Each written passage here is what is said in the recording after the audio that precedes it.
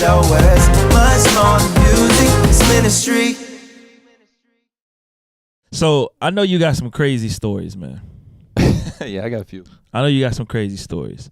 I don't know if people have heard this. I've heard it a couple times. The cross movement story. Oh, okay, when it came to your church. Yeah. I think it was around 99-ish. Yeah.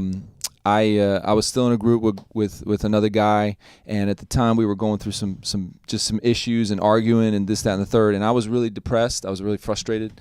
I was literally ready to stop. I was going to put down the mic. I was an inner city youth pastor at the time down in Fort Myers.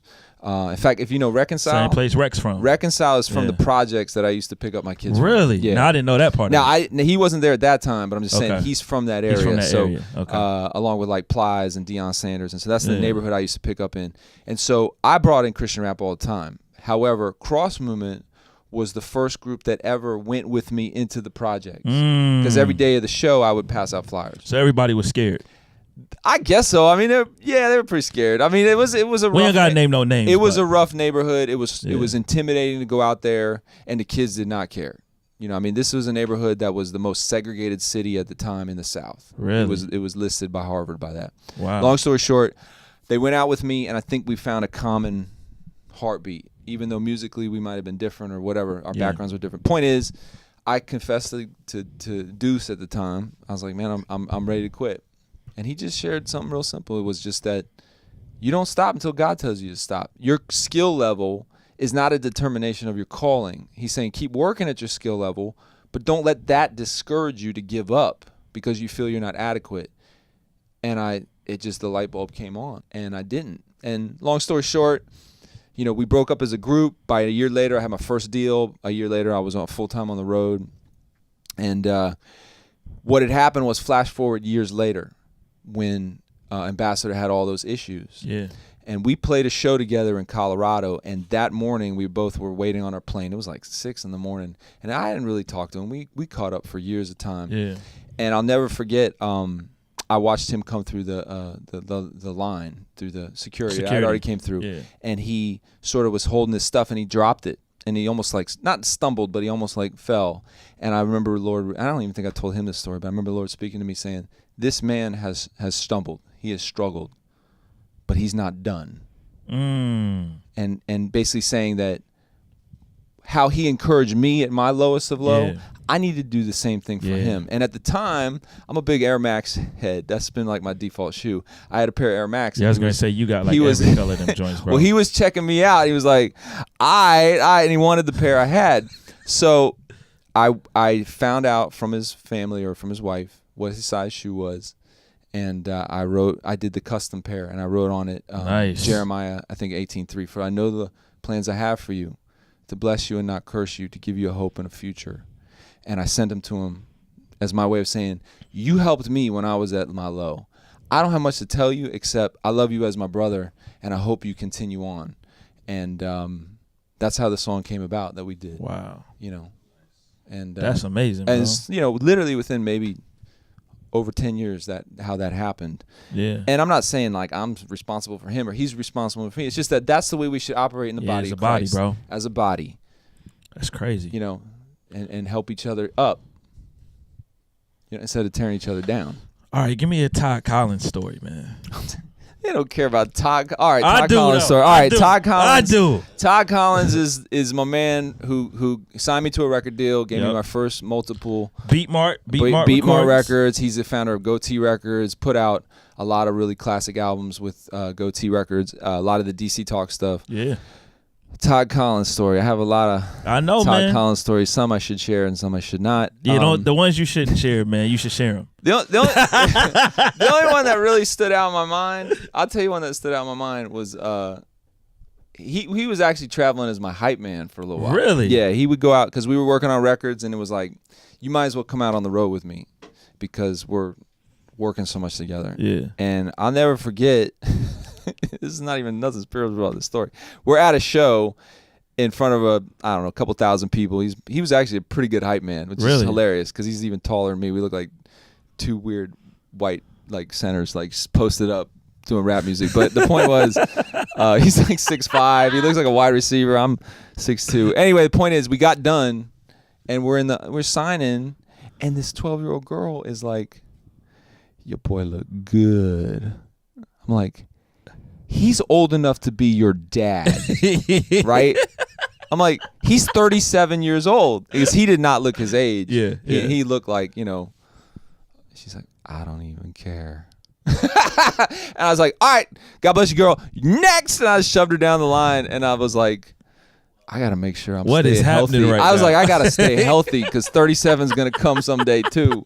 Not that I'm trying to, I was just like, I've seen it all. That's crazy. I've seen it all. So that's me and Ty go way back. He's my man. I used to stay at his house, and he's a big reason why I've been able to do what I do. That's dope. Urban D. Oh, I got a lot of stories on Urban. I know, man.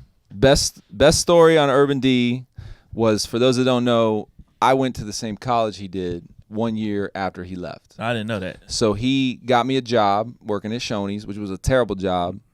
But it was a job. It was a job, so I can't complain. How many people can say they got you a job, though? That's great. However, here's where he almost got me kicked out of school. So at the time, he's a youth pastor. Okay. He's God's chosen man. However, because he's like the only hip hop dude on the campus, he had been tagging all over the campus. Now, apparently, the Christian way to tag is in pencil, so you can erase it. My man tagged Cisco all over Southeastern College campus. Now, he's gone. I'm the new rap guy on campus, right? They know me. I'm painting, I'm rhyming, I'm doing this. My RA calls me in. He's like, "We need to talk." I'm like, he's like, I know what you're doing. I'm like, "What?" He's like, "You want to confess it or you want to just get in trouble?" I'm like, "I have no idea what you're talking about." He's like, "Listen, Cisco." I had just met Tommy, and he had got me the job. He went over my door massively in Cisco in pencil.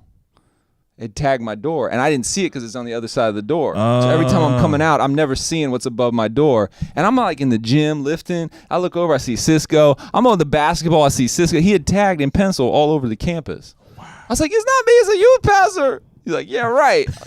He's like, every time I walk in, because Southeastern's a Christian school. Absolutely. Every time I walk in, he's like, I'm like, "It's not me." Urban D. And I told Tommy, he just laughed at me. He didn't even apologize. Oh man, Urban D. And he knows what he did.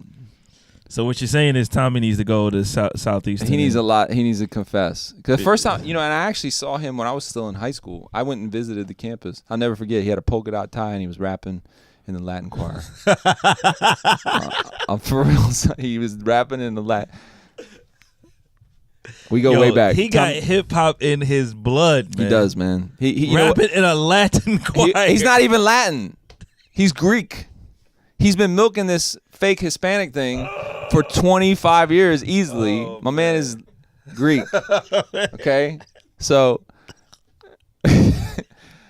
it's not right. But I will say this. I think a lot of times we don't give him enough props because I performed at his first show he ever did at the church, and he has pioneered the idea of the hip hop church way before it was trendy or cool, and was doing it in Tampa, which I'm from Tampa. It's a hard place to do stuff. It's a hard place to do ministry, and it's bugged now that the spot that he's in is my old spot I used to buy my Toys R Us at. Wow. Yeah, it's crazy. So shouts to Tommy, who also has found the Fountain of Youth. He's like 55 years old or something like that now. Okay. I know you got a good Lecrae story, man. I do have a good Lecrae story. Can you tell it? Absolutely. Okay. Oh yeah, no shame in that one. I'll never forget. First time I ever met Lecrae, I was performing. This was before I think he may have had his first album, and I was performing. So this is Real Talk. It was Real Talk before it was picked up from Cross Movement. Okay, so this was the original Real Talk. The original Real Talk. And I remember I was performing at Six Flags for a bunch of youth pastors. It wasn't even for like an audience. It was just it was a youth pastor gathering, and I'm looking in the audience. He's like the only two black guys in the audience. It's like Lecrae and this other guy. And I'm like, well, there's two guys that's gonna give me a side eye. You know what I mean? Like this is an all whiter thing, and these two guys are like. And I'm watching kind of at the side of my eye, like, I don't think they're really connecting with what I'm doing right now. And so we got done and everybody went to this one spot to eat barbecue in the Six Flags. And so I was like, I've dealt with enough rappers over the years to know you can kill most things with kindness. Yep. And so in my head, I probably thought, this guy probably thinks I'm not really about ministry. I'm about goofiness and et cetera, et cetera. So I actually went out of my way to be extra nice to him. And just was like, hey man, how you doing? Nice to know. I know who you are. Da, da. And he, in a very nice, respectful way, really grilled me like severely, like severe grilling. Like he was like, hey man, so like, why you do what you do? And I'm like, I know what that loaded question means. Yeah, and yeah. so I, instead of getting insulted, I just said, I tried to explain to him my ministry philosophy and why I do what I do. And I watched as I was talking to him, the guards started to come down a little bit. And little by little, I was like, I could tell he was a cross movement disciple. I got you. Even though he didn't know that, like at the time, cross movement was trying to sign me to their label. You know what I'm saying? So I wasn't going to be like, well, you should. I was just like, you know what? I respect your heart for the gospel and your passion for ministry so much that you would not be kissing up to me, but still doing it in a respectful tone. Yeah. Long story short, at the end he was like, all right, man, so like here's my album. So like I was wondering if you could check it out. And and I was like, all right, man, you know, and I in my head, I remember listening to it before I really know who he was, and I thought, this is quality Southern rap. And all I could think of was, I doubt the Christian market will ever accept Southern rap. Wow. That's what I thought. Wow. And I thought, but it's not fair that this guy is not given a voice. And so I actually passed it over to Morph, who in turn passed it to Beatmart. Really? So I made sure his demo got at least into the right hands Yeah. to go, this is quality. It's not my first choice of why I listen to hip hop, but quality is quality, and he deserves a chance as much as anybody else. And I'm not saying I was some advocate, but that conversation actually made me check my own motives. It made me go, am I doing this for the right reasons? Because I actually ended up reaching out to him again a year or two later to get on a song. He was very respectful, but he turned me down. Yeah. And the thing out of his mouth was, it would do a lot for my career to do a song with you. However, I don't feel this is either the right song or that we have built a relationship. Right relationship. And I was so floored because so many guys would have just done it. And he had such a passion for his core values. That's dope, bro. And even in my head, I still was like, well, I hope he makes it someday. Because I didn't have a lot of hope for the Christian music industry because I knew how hard it was for me. Yeah. You know, Yeah. but things have changed, and thank God they have. Things opened up, bro. Yeah. On the Mwendo radio show. On the Mwendo radio. On the Mwendo radio show, where it's much more than music. It's ministry.